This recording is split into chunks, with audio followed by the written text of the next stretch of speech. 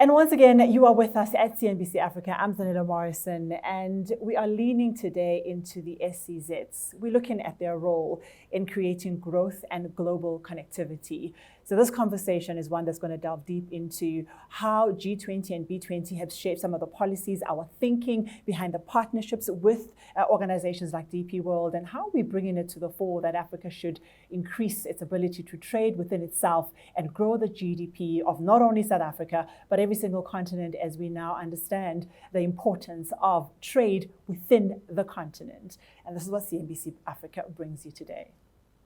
Over 200 special economic zones are currently operational or in development across Africa, each one a vessel of opportunity, innovation, and investment. These zones have become strategic platforms for attracting foreign direct investment, fostering export-led growth, and accelerating industrialization in alignment with national development goals. African SEZs are emerging as solutions to reduce import dependency and build regional value chains.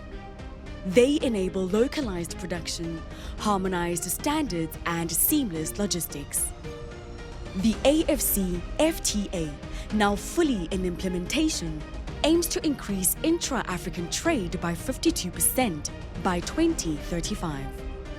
Economic zones are a catalyst for regional growth and global connectivity. As global supply chains are redrawn, regional supply chain resilience is becoming more critical. African SEZs are uniquely positioned to bridge the continent's infrastructure gaps, reduce trade barriers, and facilitate intra-African trade under the AFCFTA, the world's largest free trade area. Moreover, African SEZs are stepping onto the global stage, aligning with B20 and G20 priorities around sustainable infrastructure, digital transformation, and inclusive growth. And welcome back. I'd love to give you more context, though, on our panelists that are lined up for today's conversation. Let's go through to their introductions. The panelists are Mohamed Akuji, Chief Executive Officer and Managing Director of DP World Sub-Saharan Africa; Busi Mabuza, Chairman of the B20 Trade and Investment Task Force; Mohammed Ali, Director of Trade in Goods and Competition at the African Continental Free Trade Area; and Trudy Makaya, Partner at Boston Consulting Group. And I'm ready and excited about this conversation. This conversation, as much as we've brought it together, we've had a number of conversations before today. Mohammed, I really would love for you to lean into, from your perspective, the importance of these economic zones and why you've marked them as an important partnership for you and your organization. Yes, good morning, and thank you for hosting us. I think for me, let's just take one step back and look at the job to be done. And I'll lead that into how special economic zones can unlock the opportunity. Africa represents 2% of global trade. That is clearly too low for the size of the continent, the population we have, as well as the natural resources we have. Only 15% of trade in Africa happens intra-Africa. That's also too low if you look at other continents like Europe and Asia, where it's more than 50%. And trade is the lifeblood of an economy in terms of job creation, economic growth, foreign direct investment. And if you look at Africa in the context of global trade, in the context of intra-Africa trade, we all recognize the opportunity. But how do you unlock that? And we as DP World have seen the success of special economic zones in our home market, like the UAE, where a special economic zone represents 30 to 40% of the GDP of Dubai.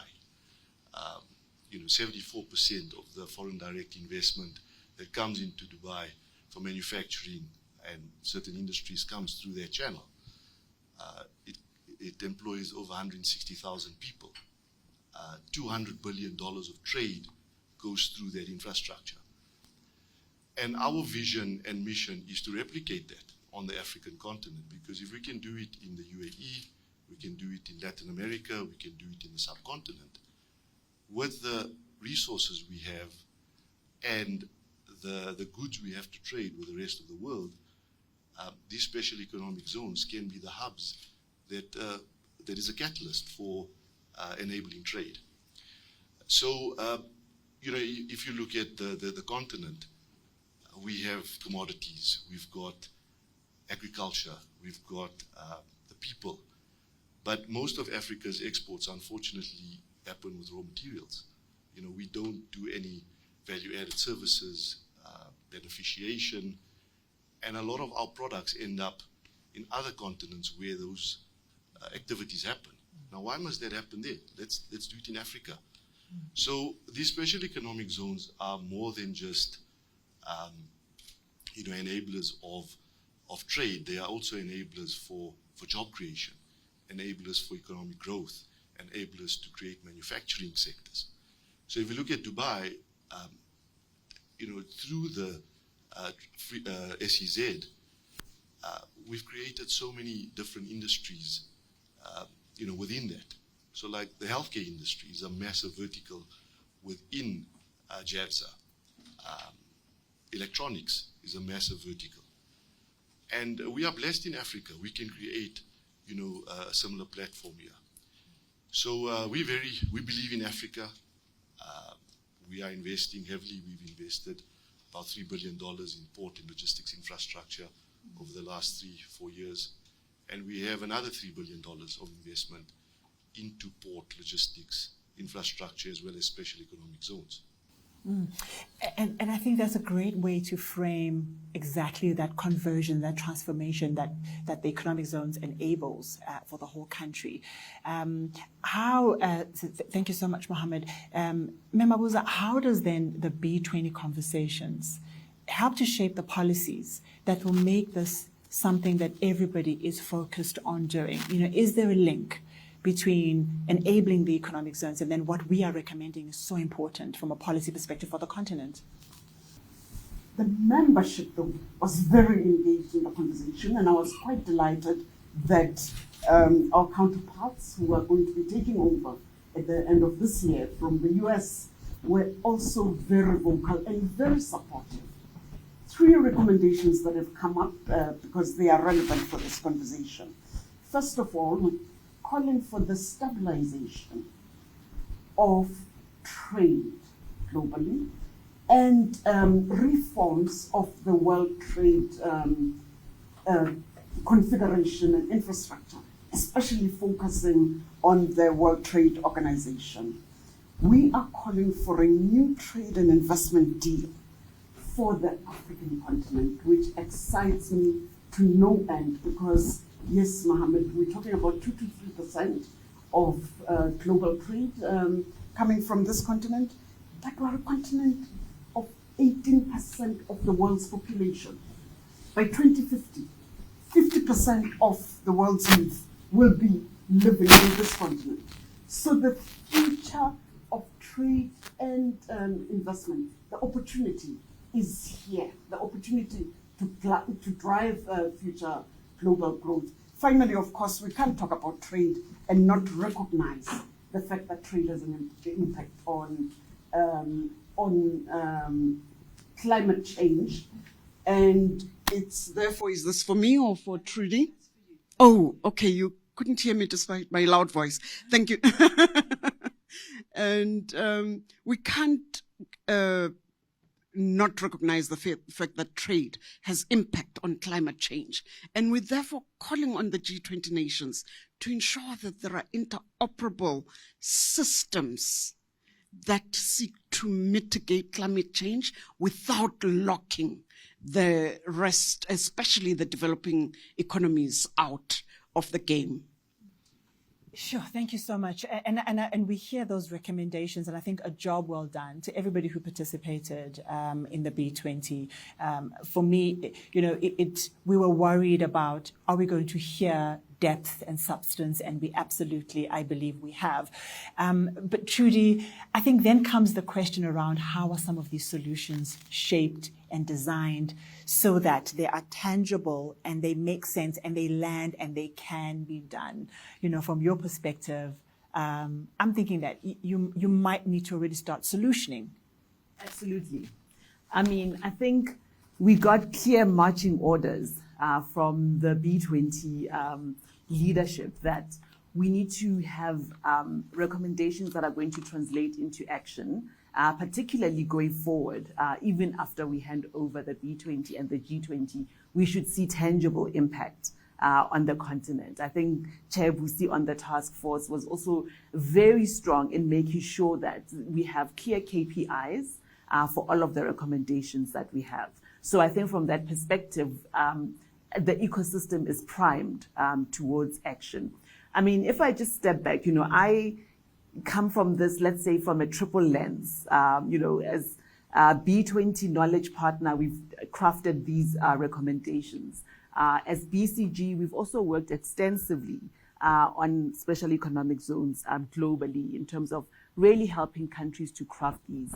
And of course, in my past world, I was presidential advisor. So I've also seen how economic policy ambition really needs to be married with private sector execution if we're going to move forward. So if I look at the recommendations that we have, last week in Washington, D.C., we had the launch of the Compact with Africa 2.0, which is something this task force was really strong in saying the world, particularly the G20, needs to have a strong partnership with the African continent. And the Compact with Africa really brings that private sector, execution and muscle towards enabling these recommendations. So if we look going forward, we said, an aspiration by 2030 to increase intra-African trade to at least 30%.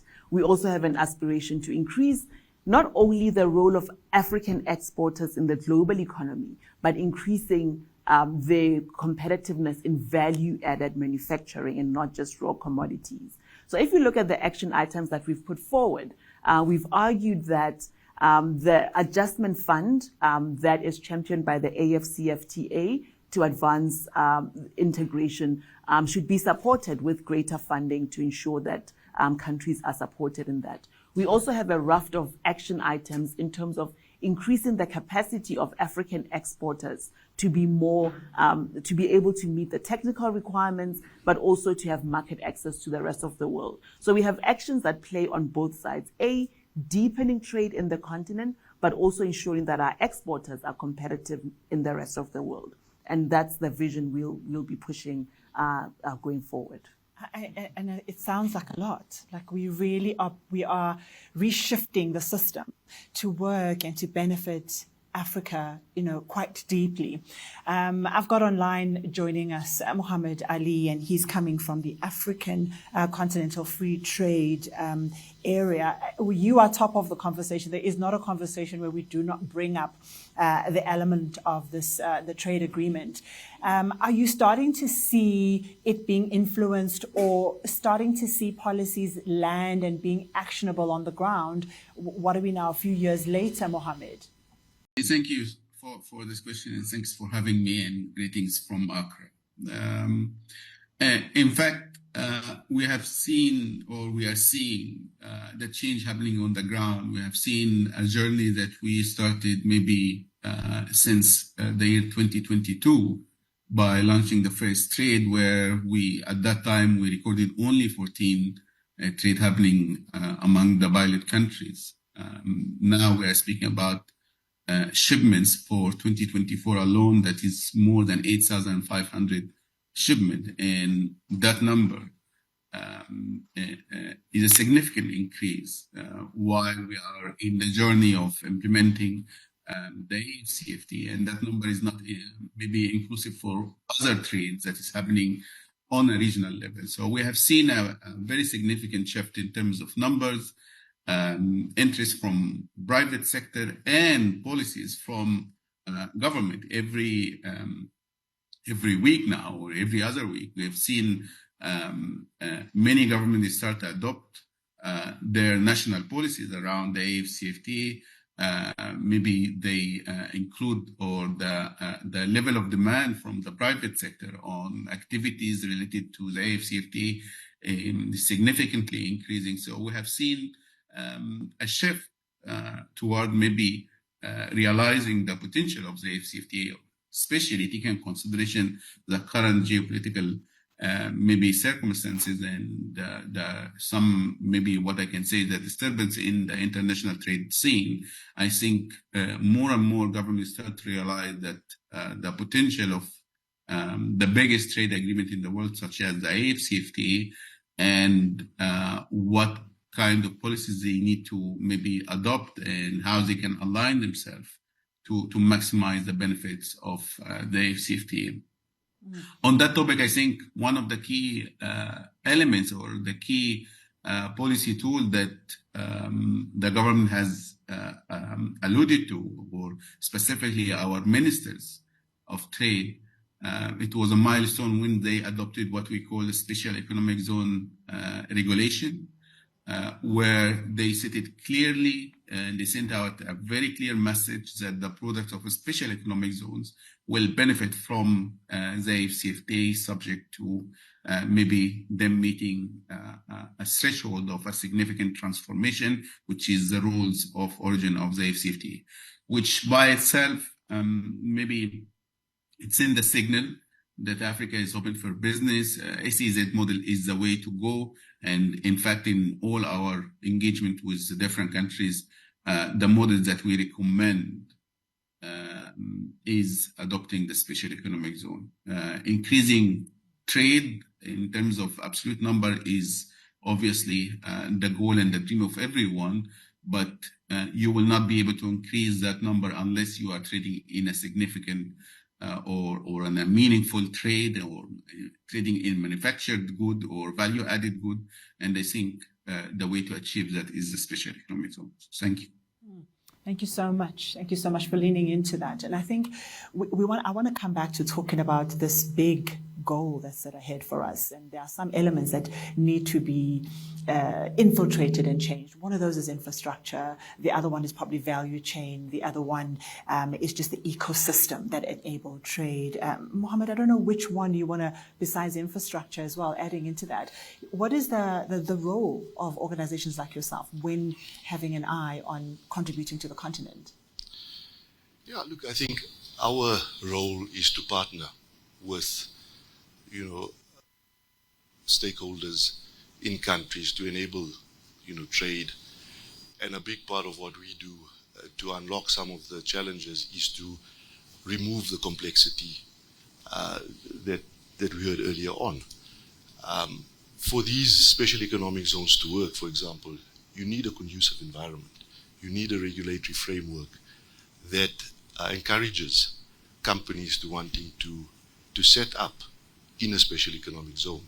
So you can have a very great infrastructure, but if you don't have, you don't make it easy for people to operate from there, or your connectivity from there to global markets or market access into Africa is not easy, then these will be unfortunately white elephants. So a big part of what we do is we engage with government stakeholders, we look at policies, we look at customs processes, we look at simple things like that to say, but if we put in a digital or technology platform, take out manual customs processes, you take out a lot of inefficiency, which is what companies want to hear, so they will come. So it's beyond just setting up, port infrastructure, back of port operations, and SEZs. It's about having a conducive environment that allows companies to be competitive. And there we have a big challenge, because if you look at the cost of logistics in Africa, up to 40 to 50% of the value of a product can be in logistics. That is 4 or 5 times the global average. Now, infrastructure has a role to play in that, but I do think that common customs, more digital technology can also reduce the cost. Unfortunately, we don't see that I'll be honest, happening on the ground. You know, if I look at trade flowing into our ports and then getting to where it needs to get to, you know, the truck turnaround times and the time it takes to take product in and out can be up to 60 to 70 days. Now, that's just too high. Now, it's not only infrastructure that's creating that lead time. It's duplication of customs processes at 2 or 3 borders. Now, if we got those countries to sit around the table and say, let's have one customs platform enabled by technology that you clear once. Why do you have to do the process 3 times? You know, so it's those kind of things that we need to think about in terms of, you know, enabling trade. So your customs processes, your, you know, enablement in terms of taxes, like Dubai, you know, there's 0 VAT in the trade zone. There's 0 duty. You know, the customs clearance is all automatic. It takes 8 minutes for a container to come into the port and out. You know, the connectivity of the free zone to the airport is, you know, all of those, like you say, ecosystem, all has to work seamlessly.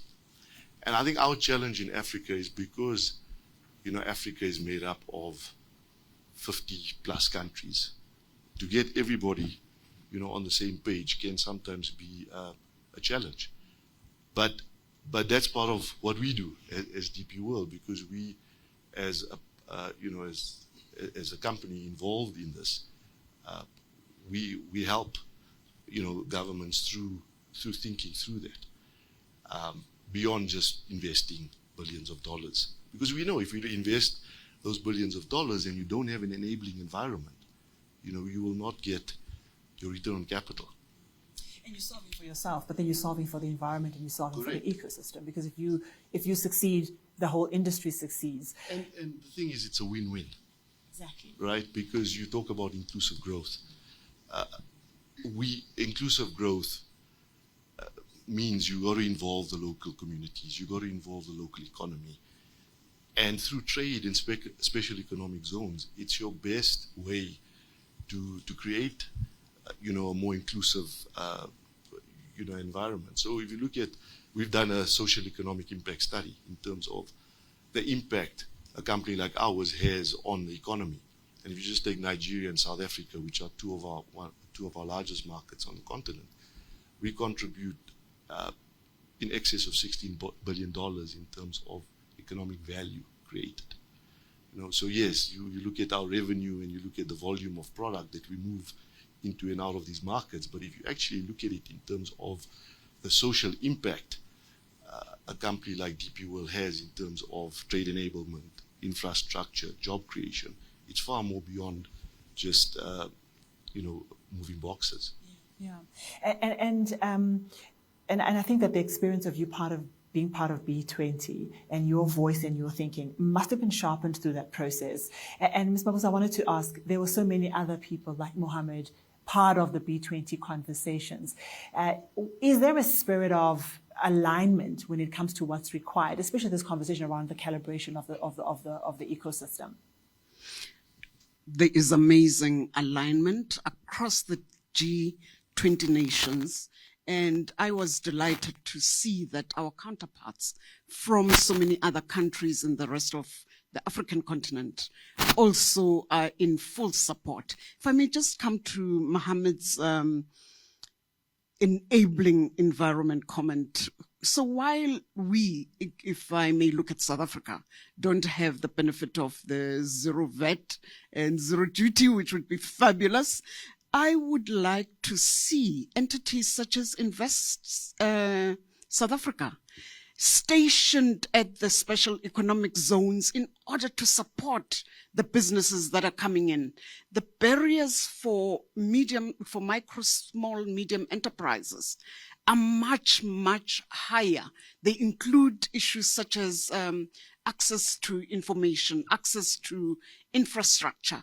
And I believe that there's an opportunity at the SEZs to provide non-financial support for small, medium enterprises and for the large corporations that are actually sourcing their inputs from these entities to facilitate the enabling small, medium enterprises to have some form of meaningful access to those SEZs, because growth is going to come from them taking advantage of the import and export opportunities.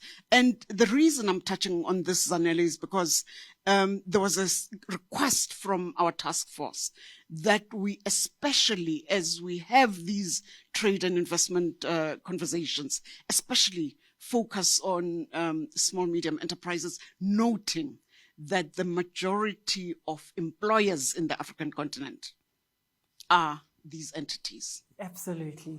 The majority of jobs created are from small to medium-sized enterprises. But oftentimes, these businesses need the support of the larger entities, right? They feed into the system of much larger entities. So if that openness is there to allow them to thrive, we ultimately create more jobs. So Trudy, I wanted to dig deeper into the SEZs. From a strategic perspective, how do they start to shape their value proposition? What is that value proposition? We might not have zero tax or VAT. Mm-hmm. We don't have it. It's not going to happen, I think, soon. But what could be the value? So I think if we think about the concept of an SEZ and what it tries to do, I mean, at the heart of it, you're trying to get an economic cluster going. Of complementary activities. So often you'd have a couple of anchor firms that you attract into that SEZ as part of the business model.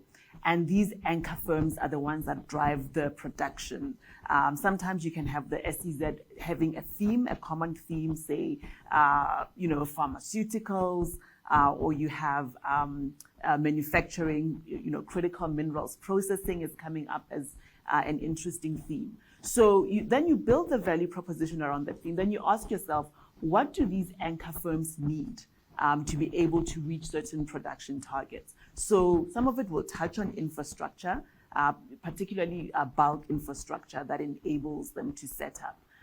Logistics obviously becomes a very important part of it. We see, the work that DP World does in a lot of SEZs anchoring the logistics and ensuring that those anchor firms are connected. We made the point about small and medium enterprises. Some of them would also come into the SEZ to service the bigger anchor firms that are there. You also need things like R&D support, to ensure that these are innovative SEZs. You need to also have a skills strategy because oftentimes, you're creating this new cluster, which then requires skills that are not necessarily readily available. So that has to be part of the value proposition. How are you going to get the people, both in terms of high expertise, but also operational workers? So the value proposition has to look at all of those elements to create something that's viable. And then we get to the incentives, which across countries, we've supported SEZs across the GCC, across Africa, different incentive configurations. There's no one size fits all. I think what the incentive package needs to do though is to show, what is going to be special that attracts core firms, the anchor firms into this SEZs. And so you think about usually taxation is a big part of it. But you have to be fiscally prudent. You can't, just give everything away. It has to be incentives that ensure that you get production done that would not ordinarily have happened. So you're not really losing anything. It shouldn't cannibalize your fiscal base. It should be extending that fiscal base. So yes, you're giving away some sweetness, but you're creating a new value. So I think if you get all of those elements together, you really then have a compelling SEZs. And we've seen in other parts of Africa itself, Morocco, East Africa, where successful SEZs have emerged. We do have a bit of a challenge in Southern Africa, where SEZs haven't performed to the same extent. And I think it is having to relook at those elements of the package. And I think we all know the challenges from logistics to regulations. I really like Chair Busi's proposition of having an entity like Invest SA to really do the day-to-day unblocking at the SEZ. So I think we have an idea of what the solutions would look like to really push even SEZs in Southern Africa and South Africa to be high performing. And I think I'd love to perhaps get from Mohammed Ali your perspective on how CFTA has seen its role in the SEZs. How has it improved it? How has it enabled it? And what should we be learning from the continent broader back into South Africa? I will start maybe from the point that Mr. Mohammed mentioned, where he pointed to the fact that some of the enabling environment around the special economic zone has to deal with taxes and incentives and maybe the overall industrial and economic policy of a country. From the AFCFTA perspective, also to enhance maybe the investor experience when it comes to SEZ in Africa, or to take a decision of to invest in Africa, or to market Africa as a continent, or to market African country. Also, one of the very important questions for the investor is the fact, if I go and start investing in a special economic zone, in a specific sector, in a specific country in Africa, what kind of market access that I will have? So the first thing that is being provided to support the special economic zone is the creation of the market access itself, and the promise that you come and invest in Africa, manufacture in Africa, and you will have access to 1.3 billion person that we have under the single market, which is the AFCFTA. The second policy tool that the AFCFTA has created, which I referred to earlier, is the regulation on a special economic zone. At the time, I think, of negotiation, or at the time of the development of the different elements of the AFCFTA, there was different points of view about how the AFCFTA should deal with the special economic zones, taking consideration the issues around maybe competition, the issues around the tax incentives and tax exemptions. But we landed, I think, on a regulation that is very broad, establishment of a special economic zone as a model for Africa. Aside from that, I think we have multiple programs, not only policy tools. I think there has been mention for the adjustment fund, which is a fund that is being maybe managed and operated by Afro-Exim Bank with partnership with the AFCFTA Secretariat, where we are prioritizing projects around special economic zone and its development. Maybe additionally, I think a very important element is dialogue, engagement with the key players in the special economic zone scenes, whether it is in Africa or internationally. And I think we have been engaging with different partners, including DP World, on maybe identifying key interventions for some of African countries, and discuss, among others, I think, the issue of connectivity, because connectivity and infrastructure, when it comes to maybe the viability of investing in a special economic zone, also is another key factor. So on a continental level, we are trying to create the policy environment while understanding a very significant portion of the enabling environment for a special economic zone is still being created on a national level. Over to you.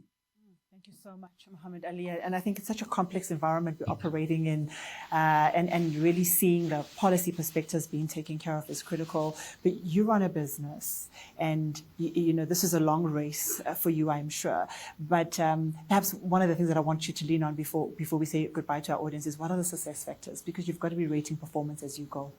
And what are you going to see as definers of we're getting it right, we're moving forward? We need to see these economic zones, getting companies to come in and set up. So if I look at the one we've set up in Berbera, 2 years ago, nobody was there. It was empty. But if I look at the contribution now that economic zone is making to the country, it's massive. 27% of all trade happening in that Somaliland area is coming through our terminal and through the special economic zone. Now that's success, because if I go back 2 years, there wasn't any trade happening there. And that's a key gateway into a market like Ethiopia, where there's 100 million people. If you look at Senegal, when we started there, we were moving probably 100,000 containers a year through that ecosystem. It's now close to 900,000 TEUs. So I'm using, volumes and trade numbers that we measure through our ecosystem to see how things are changing. So that's one measure. I think for me, the other measure is, job creation and, social economic impact, like we heard earlier on, in terms of small, medium enterprises also participating in that. And we measure that. And we, bring those companies in. Like I said, if you look at just South Africa and Nigeria, our investments have not only contributed to our business, but have contributed to the economy in excess of $16 billion of value. So that's another important measure that we look at. We always look at things like cost of logistics, because we can talk a lot, but at the end of the day, for us to be able to be on the global stage in trade, we have to be competitive. So we monitor that very carefully to see, is the infrastructure and ecosystem we are investing in bringing down the cost of logistics? Is it reducing inefficiency in the supply chain? So things like waiting times at the terminal, truck turnaround times, is the goods getting to where it needs to get to? So we measure all these things through technology in terms of looking at those success factors. The good news is it's improving. If you look at, the efficiencies at some of our terminals in terms of volume, waiting times. I'll give you an example. At Dar es Salaam, we took over the concession there probably a year, 18 months ago. And the waiting times of ships was probably 30 days. It's now virtually nothing. So it's 3 or 4 days. Now, just think about the impact that has on the economy. So every container that was going into Tanzania was being charged a surcharge for demurrage. I think the number was $1,000 a container. That got removed. And $600 million went back to the economy for economic growth, because that $600 million was costing that economy, because of the inefficiency in the supply chain. So I don't think it's one thing we can measure, but I like to look at, the things I mentioned, but in particular, the cost of logistics, the time it takes to get product to market, the economic impact of some of the stuff we're doing in terms of not only our business, but how are we contributing to the GDP of the country from a job perspective, but also from a revenue perspective. Now, with the waiting times in that port being reduced significantly, what has happened? More shipping lines are coming there. They want to come into Dar es Salaam. And that creates more revenue for the country. So, I think those are some of the things I would look at in terms of, are we progressing and is there success? And we need to build on that. And we're very positive, like I say, in terms of Africa's role in trade. And I think now is the good time. With trade wars, with things changing in terms of where do you manufacture? Where do you set up your hubs? Because of tariffs. We in Africa have a unique opportunity. I see, what's going on in the global setup as an opportunity for Africa. And we can be that market that can facilitate trade now with all, the policies that are happening, around tariffs, etc. And we have 1 billion plus people. So, we speak about market access. Every company wants to be in Africa. But they find it difficult to get into Africa, to access that market, because we still don't have that enablers that we've been talking about. So, and next time around, I want you to make South African examples about how great we are and how we've really made these strides. Okay, so this time next year. Inshallah. Inshallah. And I worry now, Sisbusi, I worry about us because from a South African perspective, we have an element of a sophisticated economy, very industrialized economy that's globally relevant. But we also need to be locally relevant. Do we need a couple of wake-up calls around who we are and the decisions we need to make for us to thrive? And I'm happy for you to take the question in any way. The opportunity now is for us to be regionally relevant. If we look at ourselves in isolation, then we'll be missing the point completely, Zanele. So we, as the B20 Trade and Investment Task Force, are calling for a rollback of the tariffs that we've seen at the moment. That's an important KPI for us. It's important for business to have a stable environment in which to trade. We're calling for the settlement of the WTO dispute resolution and settlement mechanisms. It's important that companies know where to go if things go wrong. And we would like to see business in engagement with the WTO. And in that respect, I'd like to call on African business to watch for that, because I believe that the Director General is already sold on the idea, even though she indicated that it may not be possible to formalize it initially. The most important KPI for me in my lifetime is to start seeing intra-Africa trade tick up from the current woeful 17% that we're achieving. If we truly are going to be a free trade area, I would like to see that tick up, okay, maybe not 50% in my lifetime, but somewhere where I can see it's going to happen. And that will only happen if enabling mechanisms, such as the special economic zones, are focused on and they are expanded. Just a final example. The Nkomazi SEZ, where you have a beautiful billboard, and I still have to see more than that. I'm waiting to see more than that. That is a fantastic opportunity for us to interlink with our neighbor in Mozambique. If we truly are going to be a free trade area, we need to focus on the regional opportunities. Thank you. Sure. Thank you so much. And I think I want to ask you the same question, is what is the key marker of success for you? Because you are focusing on regional growth. So Sisbusi set the platform. Sisbusi, could you please share the mic, please? I seem to have a lot of challenges with my mics today. Okay, no worries. I think in terms of success factors, right, we have a beautiful continent, unique, really lots to offer to the world. At the same time, I think when it comes to economic development, the goals are simple. I think we want to see our countries become middle-income countries. We want to see our middle-income countries like South Africa become high-income countries in our lifetime. So I think the goal of upward mobility is very important.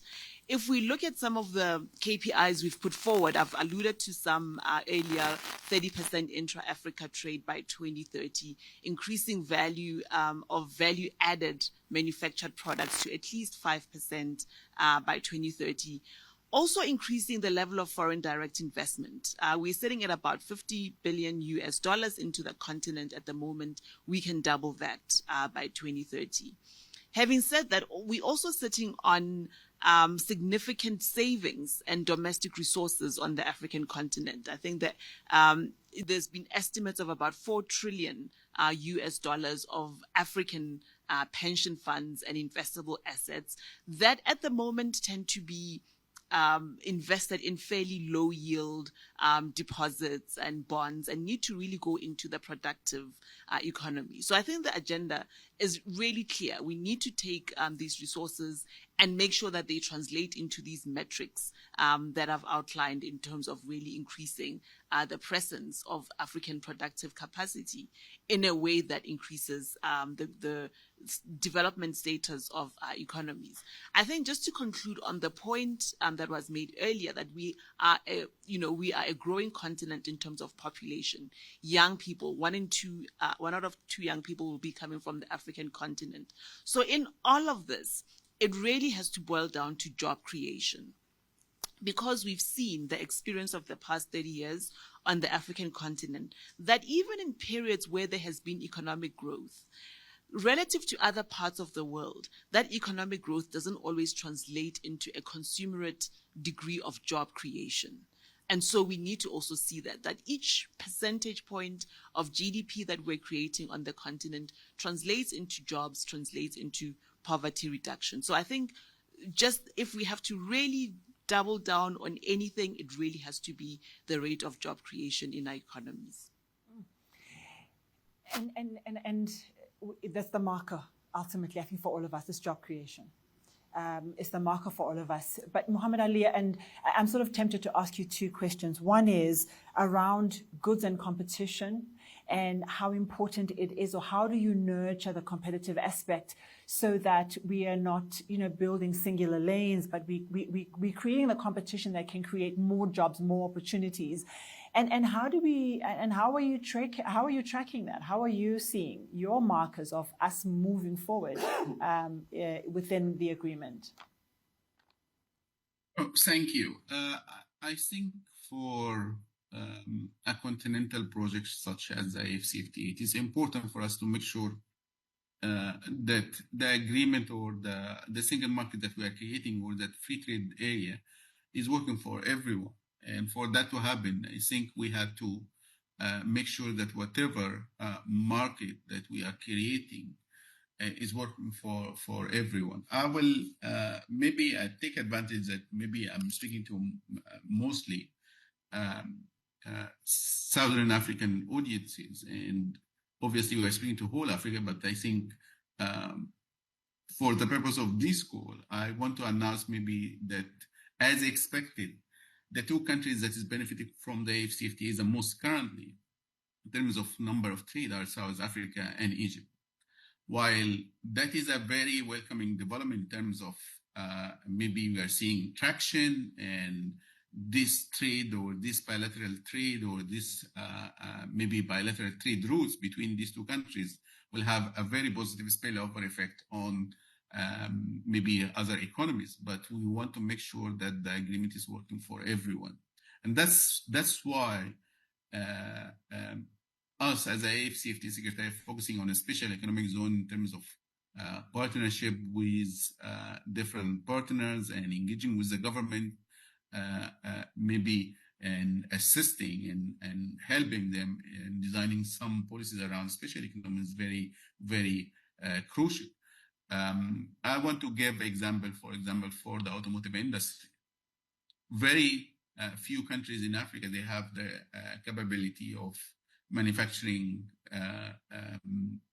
maybe fully finished car. However, there is opportunity using the special economic zones model for smaller economies to be specialized in component for automotive. So that is the model that we are looking for, and to make sure that maybe the agreement is working for everyone. In terms of competition, we should maybe differentiate between competitiveness and competition policy under the AFCFTA. For competitiveness, I think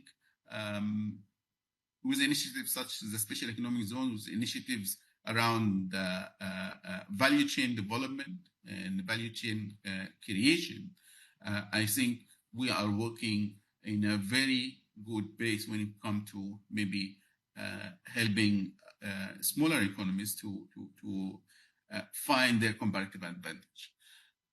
When it comes to competition and with relation to special economic zone, we have maybe a dedicated protocol that aim to create a continental maybe authority for competition. And the main goal of this authority to allow maybe Africa for the first time to have one voice that can speak about key international players when it comes to competition practices and to protect the market from unfair practice when it comes to competition. Obviously, on an internal level, I think the competition authority should be able to work within the framework of the special economic zone regulation and the framework of the AFCFTA, and to make sure that whatever market that we are creating, whatever capacities that we are creating, whatever new trade that we are creating is being done on a fair trade basis. So mostly what I can say in the end for the AFCFTA is a very big free trade agreement in terms of the membership, but not only in terms of number of countries, in terms of the areas that we are maybe trying to tackle. We have trading goods, we have trading service, we have competition, investment, IBR, digital trade, we have a unique protocol on women in trade. We are trying to make sure that this single market that we are creating, this agreement is not just a market access agreement, it is a comprehensive economic maybe transformation whole for Africa. So over to you. Thank you so much. Thank you for leaning into that question. I think competition and competitiveness is one that we also have to nurture. You know, these are not single horses running the race, the number of horses running the race, and the more the merrier. But I think, Mohammed, you're the only one that I could ask this question, and the answer will be simpler for you, but more complex for everybody else. But in short, the legacy you want to leave. Yeah, before I answer that, just in response to my sister's point, we are investing $200 million in the Maputo corridor, and we hope to complete the project by end of 2026, early 27, to change the landscape of trade that happens between Mozambique and South Africa, and Mozambique and Zimbabwe. So we are doing a lot as well in Southern Africa.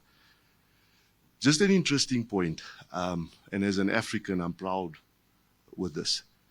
DP World today employ 31,500 people on the African continent.